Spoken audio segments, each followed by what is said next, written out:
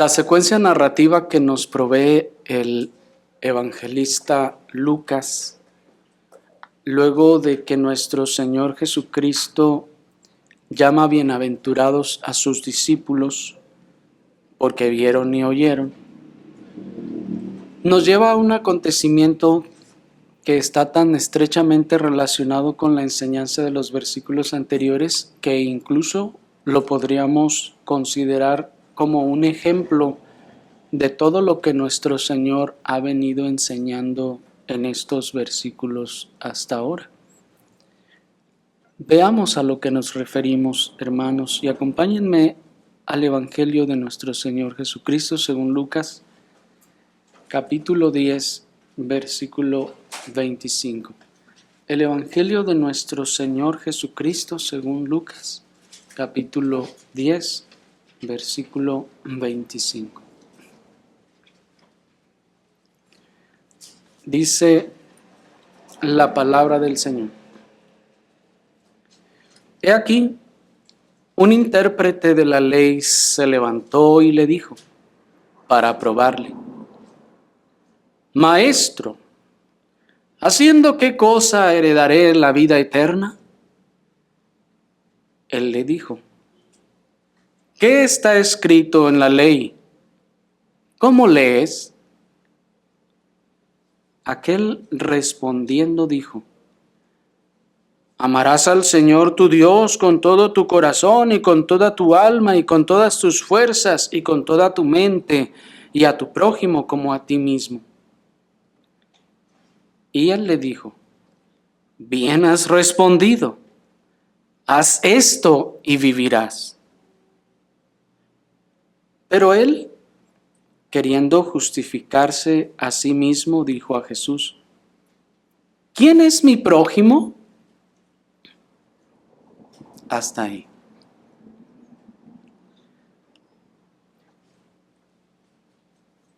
Yo sé que los versículos siguientes son los versículos muy conocidos que nos narran aquella parábola de aquel hombre samaritano, pero esos los vamos a considerar la próxima ocasión. El día de hoy vamos a centrarnos en la introducción de esta parábola, en el acontecimiento que ocasionó que nuestro Señor trajera esta parábola, que es el acercamiento de este intérprete de la ley para con el Señor, haciéndole estas preguntas. Y les decía, hermanos, que este acontecimiento mismo es como una especie de ejemplo de todo lo que el Señor ha venido exponiendo en los versículos anteriores.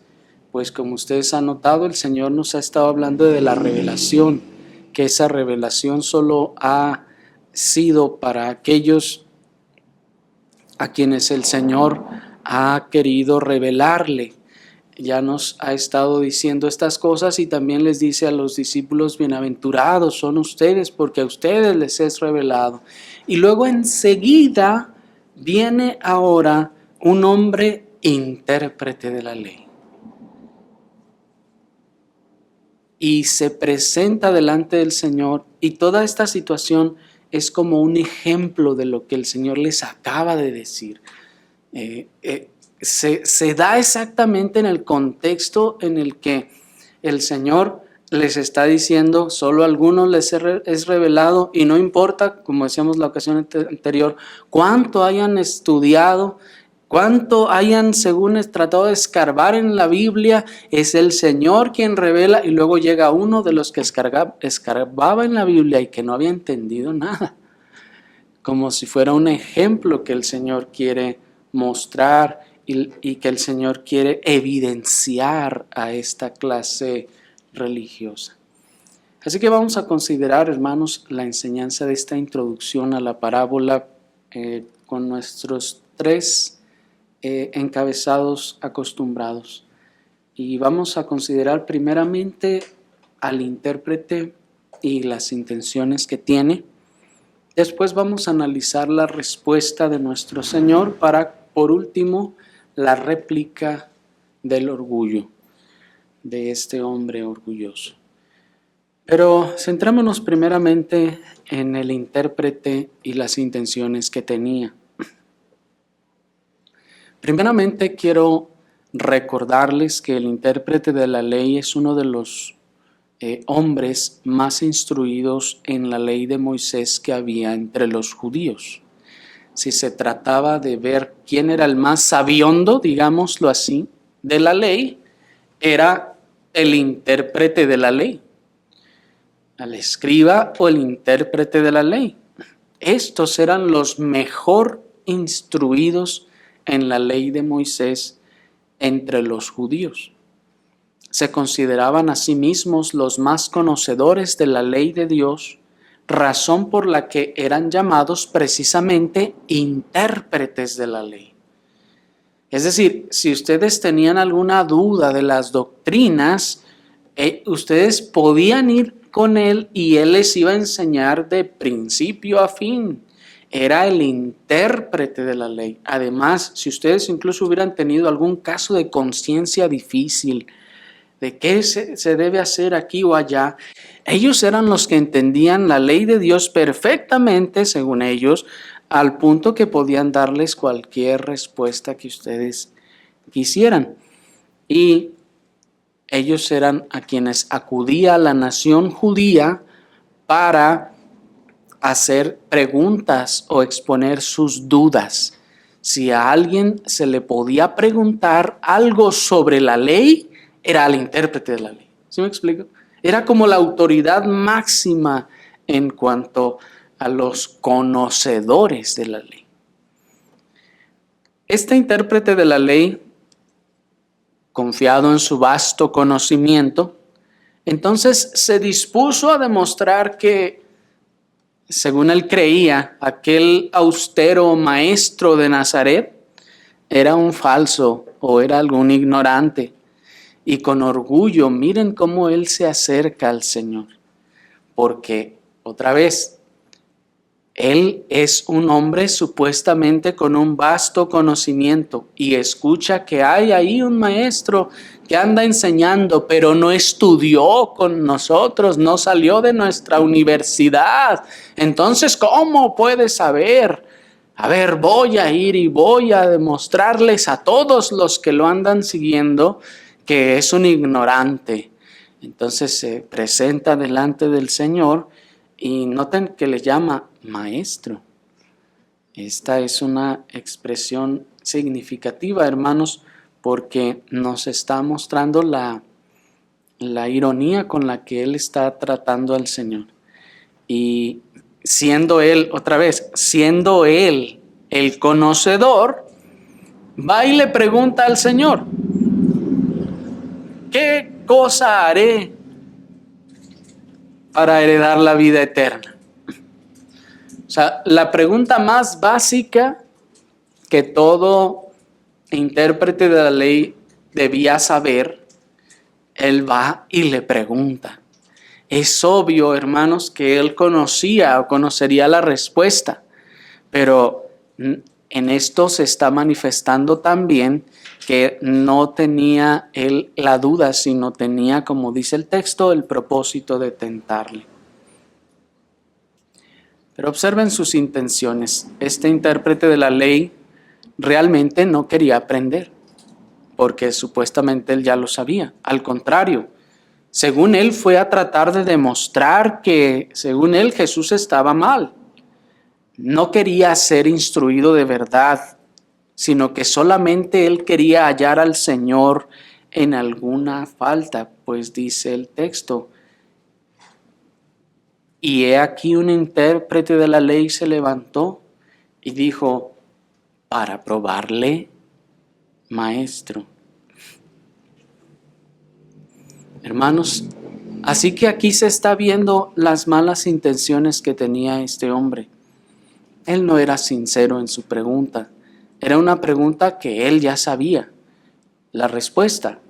Pero cuando él viene y pregunta, entonces él lo está haciendo para ver qué responde, porque él esperaba que el Señor se equivocara en alguna de las cosas que dijera y entonces atraparlo y exhibirlo delante de todos. Miren su corazón malvado. Su corazón y su propósito era exhibir al Señor.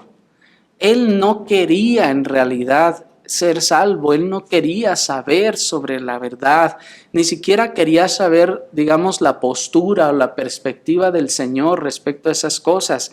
No, él iba con toda la intención de hacerle daño al Señor. Iba con toda la intención de, según él, atraparlo en algo malo, porque él era el conocedor de todo, él lo sabía todo. Y dijo, ahorita lo voy a agarrar en algo malo. Van a ver, ahorita les voy a demostrar lo ignorante que es. ¿Sí me explico? Y cuán semejante, hermanos, es la conducta de muchas personas hoy en día, o de todos aquellos que escuchan sermones solo para hallar defectos en el predicador y tener con qué acusarlo. Noten, hermanos, que es la misma conducta, es la misma actitud farisaica, es la misma actitud orgullosa y malvada. El Señor nos libre, hermanos, de nosotros caer en esas conductas de hacer preguntas cuya respuesta conocemos, pero solamente para tentar a los otros, solamente para hacerles ver mal o para hacerles caer. ¿Me explico? Pero a pesar de todo esto, hermanos, este intérprete de la ley le hace una muy buena pregunta al Señor. En medio de todo es una pregunta buena, es una pregunta fundamental, aunque claramente sesgada en su entendimiento, y le dice, maestro, ¿haciendo qué cosa heredaré la vida eterna? Y observen entonces lo errado de su presuposición, pues dice, ¿haciendo qué cosa? ¿Haciendo qué heredaré la vida eterna? Este hombre estaba evidentemente creyendo que la salvación se iba a obtener por medio de sus obras. Él creía que él podía hacer algo y entonces por esa gran acción salvarse, como hoy en día muchas personas piensan que haciendo una buena obra o una gran buena acción, entonces ya tienen ganado el cielo. Pero qué difícil, hermanos, es para alguien que está tan orgulloso de sus logros, principalmente de sus logros religiosos, aceptar que estos no sirven de nada para la salvación. Qué difícil es para alguien que está tan orgulloso de sus logros aceptar que esos logros no sirven de nada para la salvación. Y sobre todo cuando se trata de los logros religiosos. Ustedes hablan con las personas que van a ciertas congregaciones o sectas y llevan 20, 30 o 40 años allí y ustedes les dicen, oye, pero yo no veo que tú seas salvo, que tú seas creyente. Y qué difícil es para ellos aceptar una cosa así. Pues dicen, no, yo he hecho esto, yo he hecho lo otro. He logrado esto, mira, soy esto, soy lo otro aquí en la iglesia. Y cuando no ha sido ninguna de esas cosas, entonces por lo menos le dice, yo tengo tantos años en la iglesia. Y qué difícil, hermanos, es también para alguien que le ha costado tanto obedecer las normas y sacrificarse tanto en sus propios esfuerzos, enseguida escuchar que no le cuentan de nada para su salvación. Es algo muy difícil para la carne oír que todo lo que me ha costado obedecer, me estás diciendo que todos estos 20 años que he estado aguantándome de darle unas trompadas a aquel, ¿no ha servido de nada? ¿Estás diciéndome que todos estos años que he vivido aguantándome de hacer esto o de hacer esto otro no sirven de nada? Porque los que piensan estas cosas evidentemente creen en salvación por obras. se aferran a estas obras, a todo el sacrificio que han hecho, porque piensan que es a través de eso que ellos van a obtener su salvación. Y cuando ustedes le dicen, no, pero es que todos esos esfuerzos y sacrificios en tu propia carne no han servido de nada. La Escritura dice que todas nuestras obras de justicia son como trapo de inmundicia delante de Dios, no sirven de nada para que puedas alcanzar la salvación.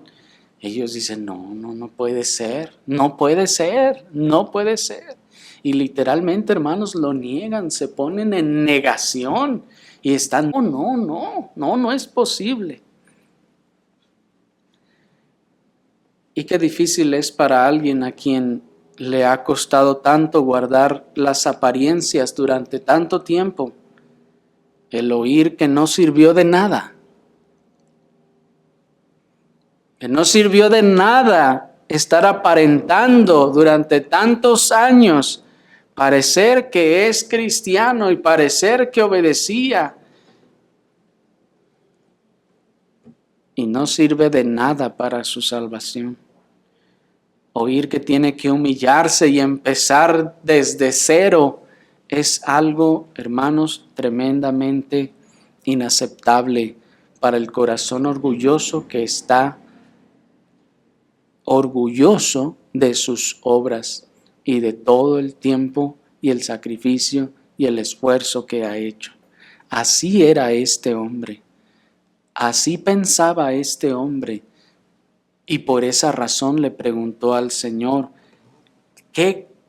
¿haciendo qué heredaré la vida eterna? Porque él, como muchos piensan, que haciendo cosas van a heredar la vida eterna. Pero de nada sirven esas obras. De nada sirven esas obras que hacen estas personas para ganar su salvación.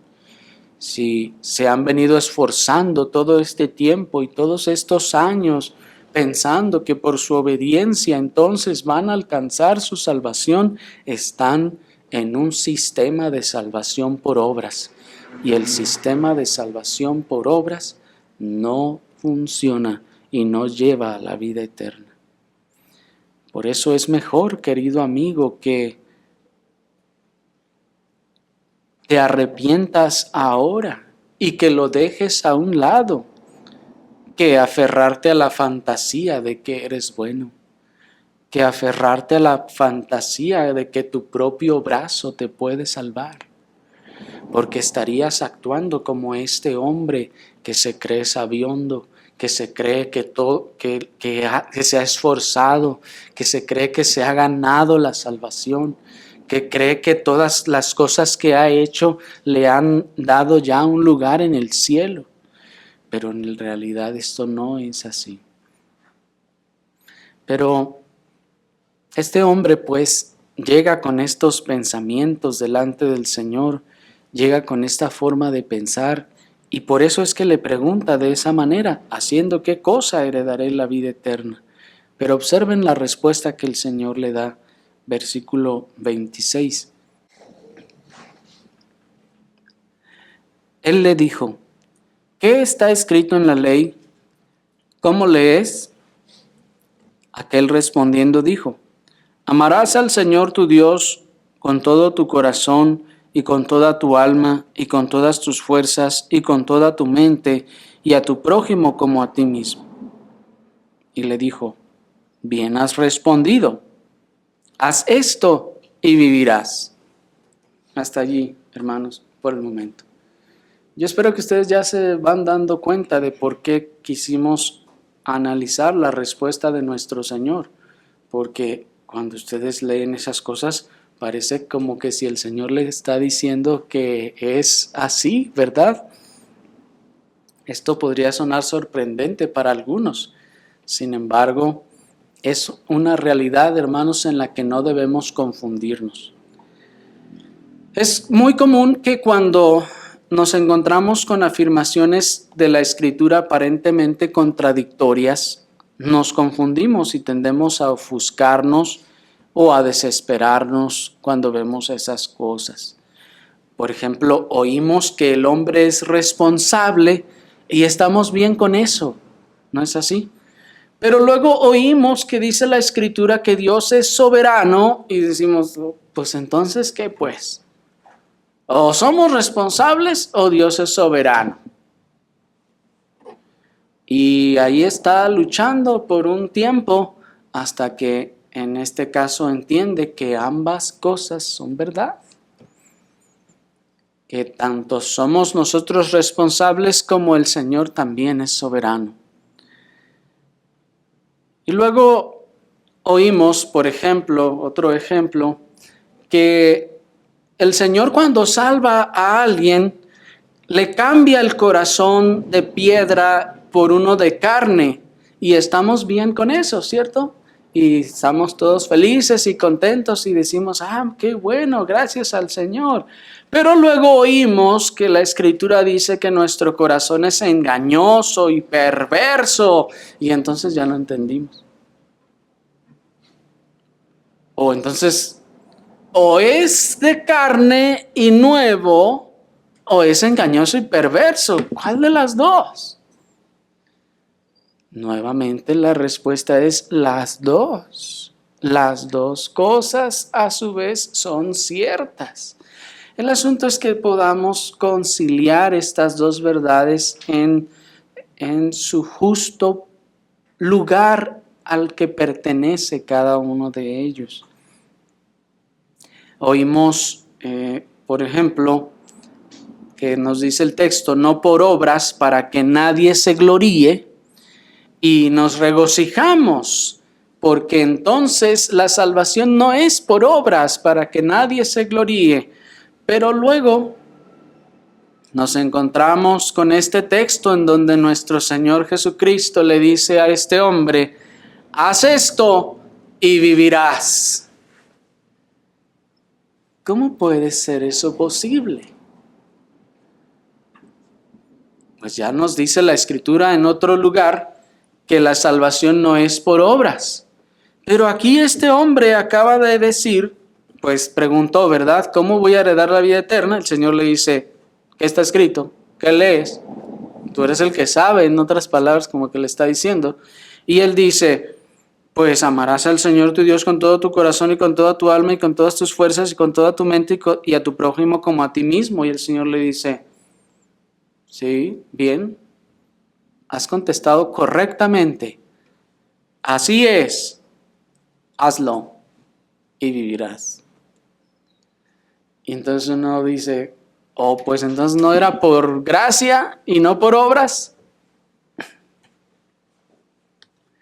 Primeramente, hermanos, para entender estas cosas debemos admitir que sí, nuestro Señor Jesucristo aquí está hablando de la ley moral. Es en efecto una realidad. Cuando el Señor le dice, haz esto y vivirás, sí, se refiere a la ley moral. Y dice, cumple la ley moral y vivirás. Sí. Y como consecuencia, entonces, efectivamente está afirmando que la perfecta obediencia a esta ley moral tendría como resultado la vida eterna. ¿Sí? Que la perfecta obediencia a esa ley moral tendría como resultado la vida eterna. ¿Y cómo armonizamos entonces esto con la salvación por gracia? Únicamente por los méritos de Cristo. ¿Con dispensacionalismo? Porque el dispensacionalista, si le preguntamos, a ver, dispensacionalista, ¿cómo tú resuelves esta situación? Y él dice, no, sí, es que antes, en el antiguo pacto, se salvaban por sus obras. Y como en ese momento Jesús todavía no confirmaba el nuevo pacto con su muerte, entonces todavía estaba dentro del antiguo pacto y por eso le estaba diciendo, sí, obedece y así es como será salvo en esta dispensación, diría el dispensacionalista. Pero ahora ya no es así, ahora ya es por gracia, diría el dispensacionalista. Pero hermanos, nosotros sabemos que el dispensacionalismo es una corriente herética que se aparta no solo en el aspecto escatológico, sino también evangélico en cuanto precisamente a este asunto de la salvación. Así que aquí debemos identificar la sabiduría divina tratando con la necedad del hombre orgulloso que no está dispuesto a renunciar a sus buenas obras. Es decir, nuestro Señor Jesucristo, usando de su sabiduría, responde de esta manera. Y la razón de responder de esta manera es para ayudar a ese hombre a abrir los ojos. Este intérprete de la ley, como demostraremos más adelante, en efecto pensaba que estaba guardando toda esa ley, pero a la vez, al escuchar al Señor decir, haz esto y vivirás, él se dio cuenta de que en realidad no la estaba guardando. De manera que la respuesta de nuestro Señor Jesucristo tiene como propósito hacer el uso de la ley mosaica con el propósito por el cual fue introducida.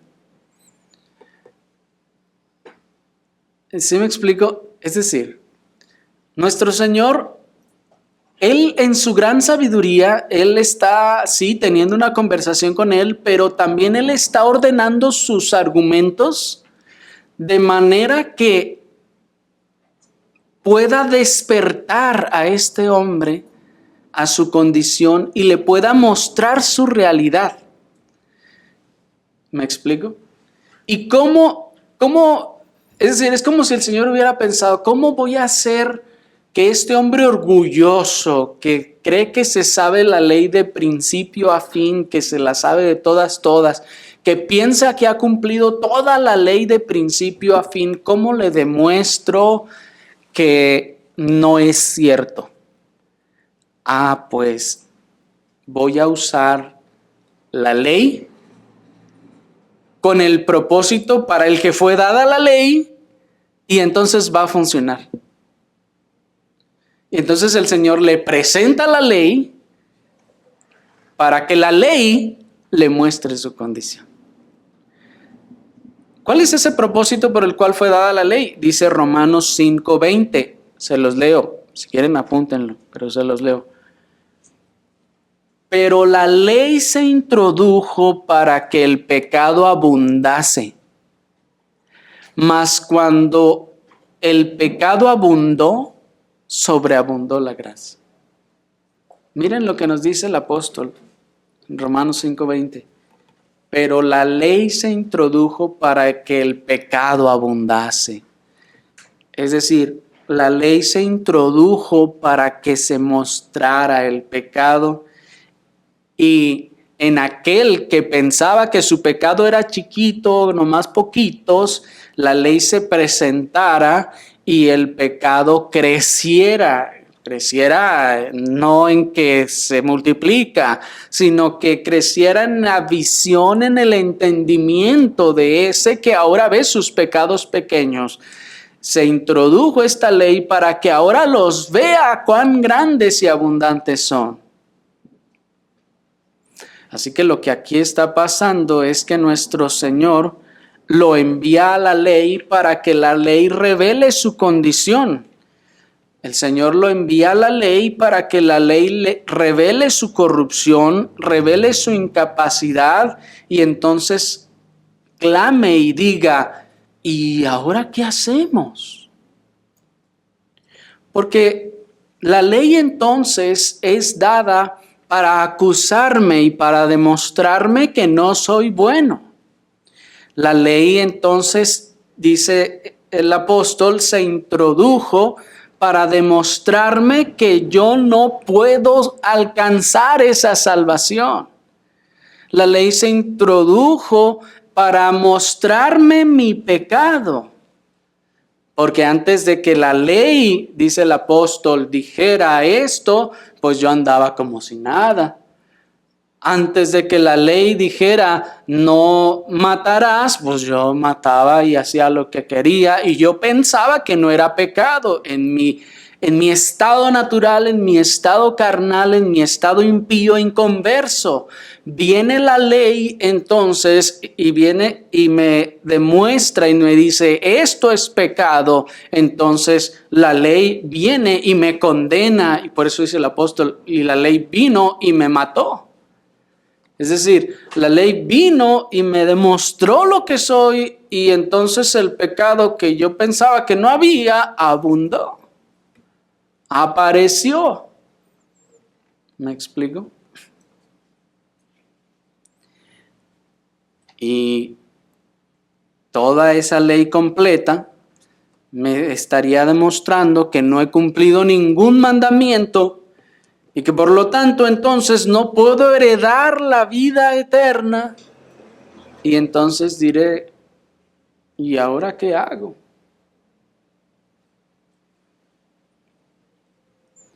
Observen cómo el texto dice que la ley tiene el propósito de revelar el pecado.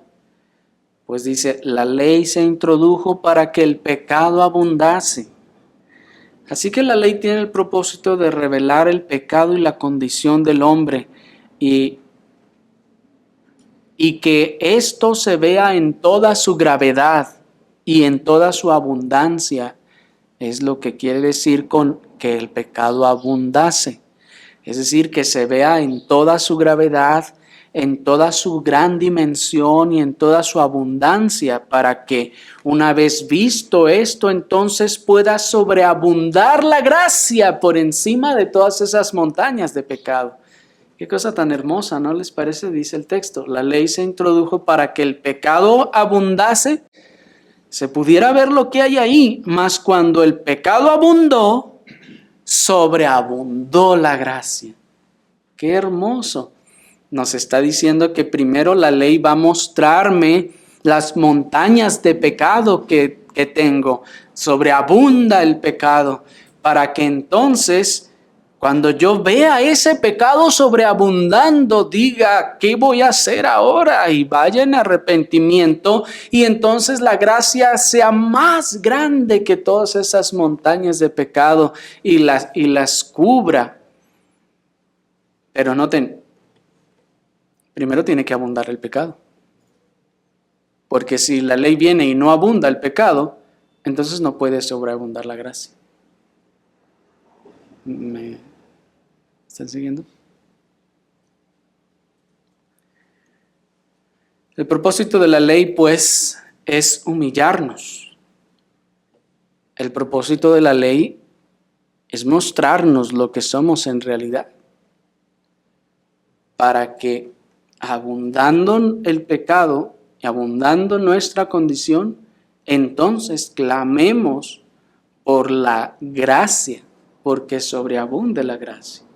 Dice en ese sentido el pastor puritano Matthew Poole, de modo que, considerando nuestra debilidad, la ley nos sirve solo como un maestro de escuela para llevarnos a Cristo, como una marca a la que debemos apuntar aunque no podamos acertar, una regla para dirigirnos en nuestro deber, aunque no podamos realizarlo o cumplirlo.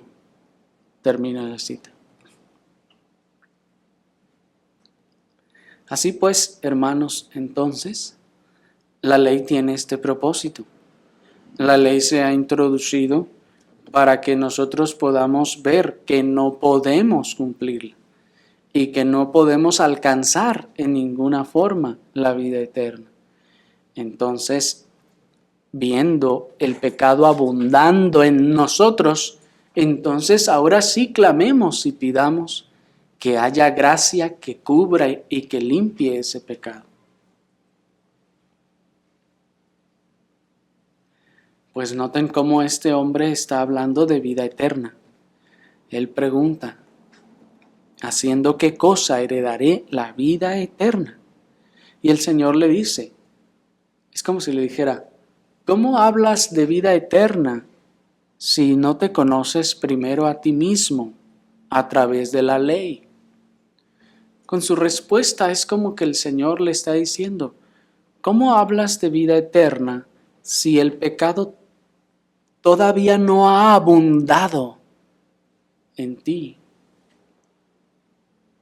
Primero, tiene que abundar el pecado para que entonces sobreabunde la gracia. Y para que pueda abundar el pecado, allí te va mi respuesta. ¿Qué está escrito en la ley? ¿Cómo lees? Pues amarás al Señor tu Dios con todo tu corazón, con toda tu alma, con todas tus fuerzas, con toda tu mente y a tu prójimo como a ti mismo. Y dice el Señor, noten el énfasis de las palabras, bien has respondido, punto y coma. Haz esto y vivirás. Es como que el Señor le dice, a ver, hazlo. ¿Sí me explico? El Señor quiere entonces que el pecado abunde en el entendimiento, en la percepción. Bueno, el pecado ya está allí, pero Él no lo ve. Que la visión de ese pecado abunde en la mente de Él y entonces le trae la ley. Él recita la ley y la ley no le hace ni cosquillas. ¿Se fijan? Recitó la ley y no le hace ni cosquillas. Y para que entonces le haga al menos cosquillas, el Señor le dice, bueno, ahora obedécela. Ya te la sabes, pero ahora obedécela. Y aquí es donde encontramos pues que puede estar la ley y no sobreabundar el pecado. Es decir, puede estar el conocimiento mental de la ley sin que sea revelado, sin que ésta termine revelando el pecado, porque no se hace la pregunta o la exhortación, haz esto y vivirás. Porque si la ley, al ser presentada en lugar de producir la abundancia del pecado, produce confianza y orgullo, entonces no estamos entendiendo correctamente esa ley. Y estamos igual de perdidos que el intérprete de la ley. Porque el intérprete de la ley recitó la ley con toda confianza. Y él dijo, sí, porque yo los guardo todos esos.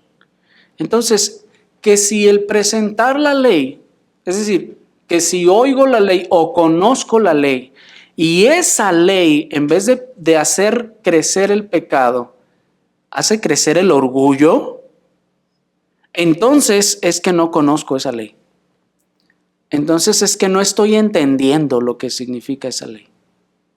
¿Sí me explico? Porque esa ley por fuerza va a producir que el pecado abunde si la estoy entendiendo bien. Es decir, por eso decíamos hace un momento, que el Señor le dice a aquel joven rico, no matarás. Si para mí la ley dice no matarás y para mí no matarás significa no vayas y le dispares a alguien y que se muera, entonces yo nunca he matado. Y ahí el pecado no abundó. ¿Se fijan? Pero entonces entender la ley, conocer la ley verdaderamente, lo que verdaderamente significa, que ya saben ustedes, no significa solo matar, está incluido el herir a otra persona físicamente, el golpear a otra persona, el hablar mal de otra persona, el golpearle con nuestras palabras, diciendo palabras ofensivas, malas palabras y todo aquello con el propósito de que se sienta mal la otra persona, ahí ya estoy matando. Entonces, ¿se fijan que el pecado ya abundó?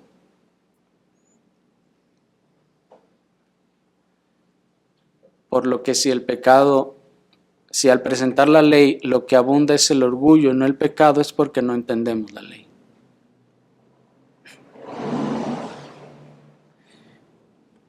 Y algo parecido sucedió con este hombre religioso, pues miren cómo él le replica al Señor en el versículo 29. Dice, pero él, queriendo justificarse a sí mismo, dijo a Jesús, ¿y quién es mi prójimo?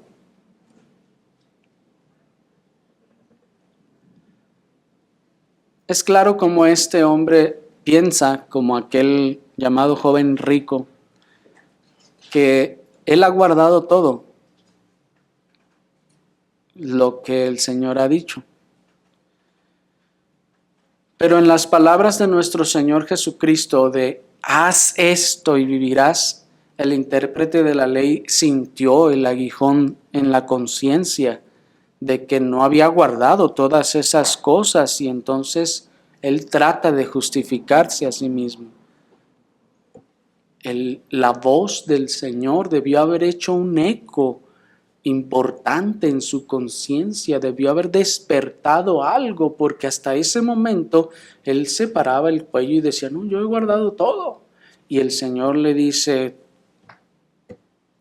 haz esto. Y él dice, y revisa en su mente y piensa, bueno, a ver entonces, pero ¿qué significa? ¿Quién es mi prójimo? Esto significa evidentemente que su conciencia se despertó. Algo de lo que el Señor le dijo le causó molestia en la conciencia. Pero, ¿por qué este hombre pregunta, ¿quién es mi prójimo? La respuesta es, pues porque quería justificarse, dice el texto. Dice, él queriendo justificarse a sí mismo, dijo a Jesús, ¿quién es mi prójimo? Pero ¿por qué? ¿Cómo es que se quiere justificar preguntando quién es mi prójimo? Los eruditos puritanos están de acuerdo en que para los escribas y los fariseos, hermanos, había 3 requisitos, digámoslo así, para que fuera mi prójimo. Para ellos este era el concepto de prójimo, se los voy a decir. Primeramente, para que se considerara una persona mi prójimo, para ellos era, primero que tenía que ser de su misma raza, es decir, de los judíos. Y bueno, quiero aquí también agregar que de su misma raza pura, porque ahí están los samaritanos. Los samaritanos eran personas mezcladas de la nación de Israel con gentiles y por eso los despreciaban, porque estaban mezclados. Entonces, para ellos tenía que ser de su misma raza y raza pura. Observen esa concepción racista de la palabra prójimo que tenían los judíos en ese tiempo. Y hermanos, eso sí sería racismo, ¿no? Por eso la siguiente parábola, que es la parábola popularmente conocida como el buen samaritano, bien podría considerarse como una parábola contra el racismo, hermanos. La parábola que continúa bien podría considerarse como una parábola contra el nacionalismo supremacista.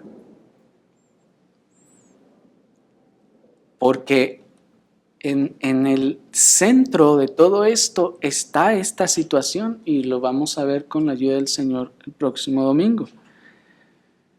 Pero noten pues cómo primeramente para ellos el prójimo tenía que ser de su propia nación. En ese sentido nos dice el pastor del pasado Alexander McLaren, cito, buena parte de la así llamada virtud del patriotismo es de esta clase espuria. Pero la forma en que Cristo plantea la cuestión barre todas esas limitaciones. ¿Quién se hizo prójimo del herido? No debemos amar porque seamos vecinos en ningún sentido geográfico, sino que nos convertimos en vecinos del hombre más alejado de nosotros cuando le amamos y le ayudamos. Termina la cita. Miren cómo este pastor del pasado ya denuncia de lo que se llama patriotismo y dice, una buena parte de eso que llaman la virtud, dice él, del patriotismo, dice, eso es de esta clase espuria, es decir, es de esta clase malvada que separa, que divide y que ve al otro para abajo, evidentemente. Porque ese sentido de nacionalismo que de repente viene a nosotros tiene un componente que no solo nos separa del otro, de la otra nación, sino que también nos hace ver a la otra nación como inferior. Y piénsenlo. No hay patriotismo ni nacionalismo que no nos coloque en un lugar superior a otras naciones.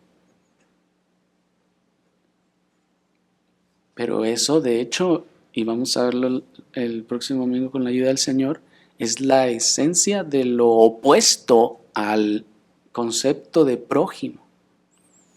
Eso es lo opuesto. Ese nacionalismo es lo opuesto al concepto de prójimo. Bueno, lo segundo que para los judíos debía ser el prójimo es que debía ser también de su propia o de su misma religión, es decir, tenía que ser del judaísmo para que pueda ser considerado el prójimo. Y la tercera cosa que para ellos tenía que cumplir el prójimo era que tenía que ser alguien estrictamente cercano. Si era una persona cercana, entonces ese era el prójimo. Si no era cercana, yo ni lo conozco, nunca lo había visto, entonces no calificaba como mi prójimo. ¿Me explico? Eso era lo que los escribas y fariseos tenían en la mente cuando la Escritura hablaba sobre el prójimo. De manera que cuando él dice amar a tu prójimo como a ti mismo, el Señor le dice, pues hazlo, ama a tu prójimo como a ti mismo. Y él dijo, pues, sí lo he amado porque mi prójimo es este. Pero las palabras del Señor las debió haber dicho de una forma tan enfática que él reaccionó y dijo, bueno, define prójimo. Han oído esa gente, ¿no?, que responde de esa forma. Y el Señor entonces está a punto de definirle lo que es un prójimo. Entonces, pues, teniendo esos conceptos erróneos en mente, el intérprete de la ley pensaba que nunca había transgredido la ley, sino que la habría cumplido cabalmente. Sin embargo, sin adelantar la enseñanza de la parábola que sigue, la palabra que aquí se tradujo como prójimo significa alguien de al lado. Significa alguien de al lado. En ese sentido nos dice el pastor puritano Adam Clarke, cito, esta misma circunstancia hace que cualquier persona que conozcamos sea nuestro prójimo, si está en apuros, sea objeto de nuestros más compasivos auxilios. Si un hombre viene de la parte más distante de la tierra, escuchen hermanos, si un hombre viene de la parte más distante de la tierra, en el momento en el que está cerca de ti, tiene derecho a tu misericordia y bondad, como tú tendrías derecho a las suyas si tu lugar de residencia se traslada a su país natal. Cualquier persona que conozcas que habite cerca de ti o que pase cerca de ti es tu prójimo mientras esté a tu alcance. Termina la cita. ¿Qué definición más clara, no les parece? Y vamos a ver que esta es la enseñanza de la parábola. Pero qué interesante, hermanos, porque a veces, aunque no tengamos necesariamente el concepto judío de lo que es el prójimo, sí a veces tenemos conceptos un poco extraños o imprecisos, al menos de lo que es el prójimo. De donde es el término griego, les decía, significa alguien que está al lado, el siguiente. Por eso se ha explicado otras veces que esta palabra prójimo en su castellano original era próximo y se cambió la X por la J, así como nosotros cambiamos la X por la J cuando llamamos México y no México. ¿Se dan cuenta? Esta pronunciación de la X por la J cambió en la influencia árabe en España, por allá por el siglo XVI, me parece, algo así. Desde entonces se introdujo la J y sustituyó a algunas letras como la X, y el término original sería próximo. ¿Cuál es mi prójimo? Mi próximo, el que está próximo a mí, el que está ahí al lado mío, ese es mi prójimo. Y es hermanos, importante porque en este sentido la Escritura nos manda a amar al prójimo como a nosotros mismos, pero noten entonces que esta definición de prójimo, por más que intentemos de repente extenderla para que abarque a todas las personas del mundo, es hasta cierto punto limitante. Es limitante en el sentido de que todos los habitantes, digamos, de China, allá están.